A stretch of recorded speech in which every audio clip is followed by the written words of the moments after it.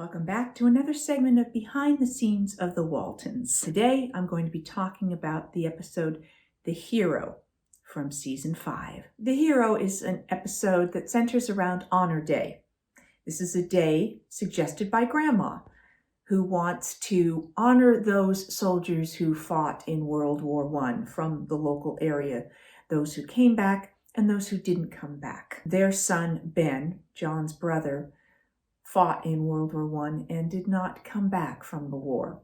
So we speak about our Uncle Ben and remember him and honor him in this episode. The episode also centers around our sheriff at Bridges, who John Boy knows fought in the war, but he doesn't seem inclined to say much about what he did. The character of Ep Bridges was played by actor John Crawford, and we were honored to have him for most of the series. He appeared in about 40 episodes over the course of the years, including our very first aired episode, The Foundling. He was such a presence on the set and in person, a big, imposing man, kind and so talented.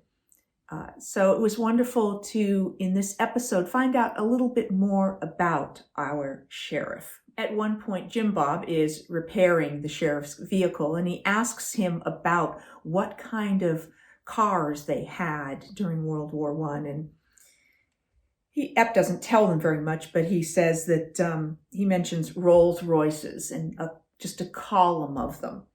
And that sparked a memory for me of my mother talking about growing up in England, and they were not too far from the Rolls-Royce factory in Sheffield, where they were building airplane engines. And that was one of the routinely targeted areas that the Germans were constantly trying to bomb.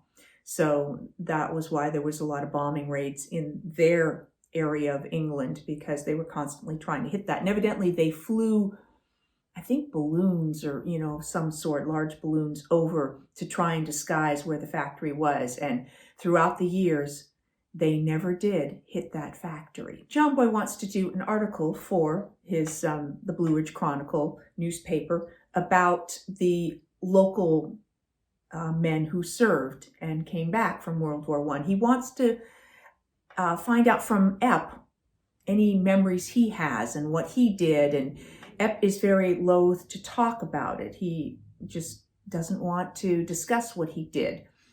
John Boy continues to dig, just looking to find out information, and discovers that, according to newspaper reports from the time, Ep was quite the hero. He also finds out the unknown secret that Ep's real name is Marmaduke. He gets a real kick out of that. And they do tease Ep a little bit about that. But in going to the Red Cross to find out what they can about the history of the local soldiers, they encounter a woman, Sarah Griffiths, who works for the Red Cross. And she seems very interested when she hears the name Ep Bridges mentioned. Sarah comes to visit on Walton's Mountain, and she and Ep are reunited. Turns out they had known each other during the war. She was a nurse when Ep was wounded and helped care for him, and then he was transferred, and they never saw each other again. But there had been a real spark, a love there. And although they tried to find each other, they never were able to track each other down. Ep went on to marry, have a couple sons. His wife passed away. Sarah never married because she never forgot this man, Ep. And as she says, it was hard boots for anyone to follow in. So it's wonderful and lovely that they reconnect in this episode. And actress Lynn Carlin reappeared in other episodes of The Waltons, and eventually she and Ep married. John Boy goes to speak with Ep and try to find out what he can about Ep's history with the war, and confronts him about these articles that talk about what a hero he is. And John Boy is confused about why Ep doesn't want to talk about it, that he has all these medals that he was honored with. And Ep questions, he said, should a man be honored for killing someone. And it does raise a very interesting question about that aspect of war. In the conversation, ultimately, Epp decides that John Boy can take these medals and use them and put them on display for Honor Day, because John Boy simply feels that he deserves to be honored, and that the people in the community would like to know about this and honor him for the part that he played in saving so many other lives.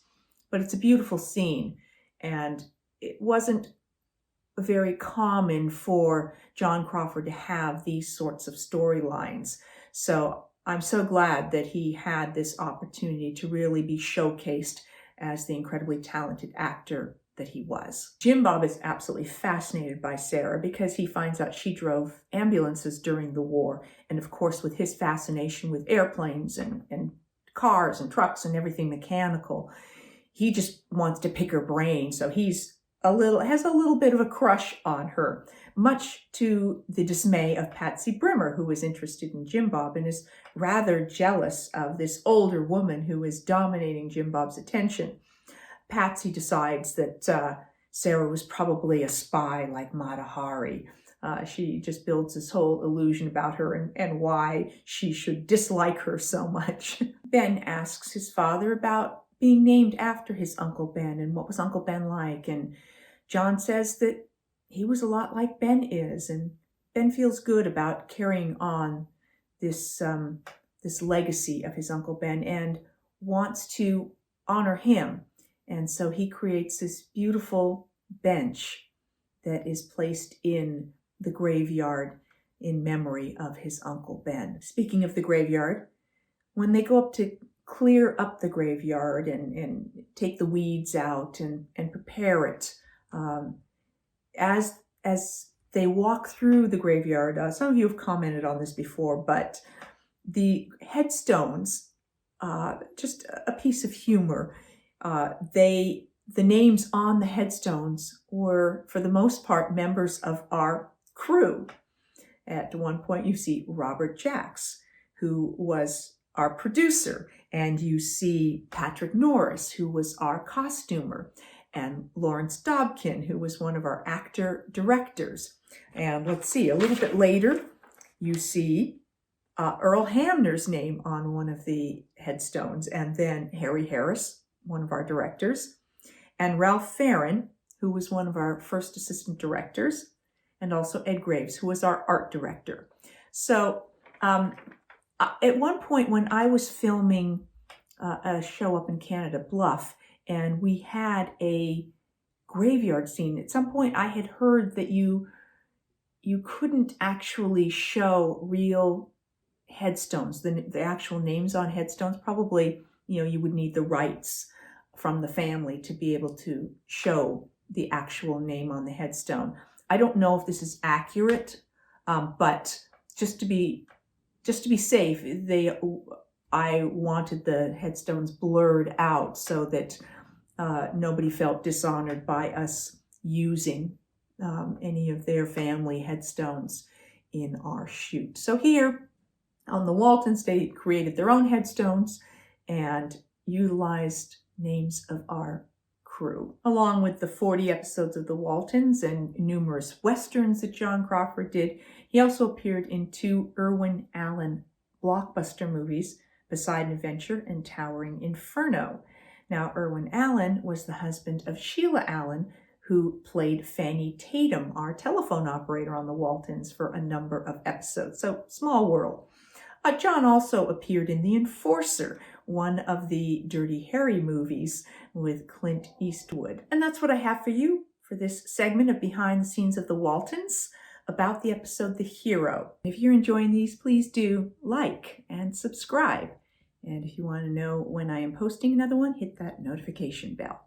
I was so pleased to be able to highlight one of our favorite recurring characters at Bridges, played by the fabulous John Crawford. So I hope you've enjoyed this little stroll down memory lane with me, and I will see you for the next segment of Behind the Scenes of the Waltons and more Ask Judy. Thanks for watching.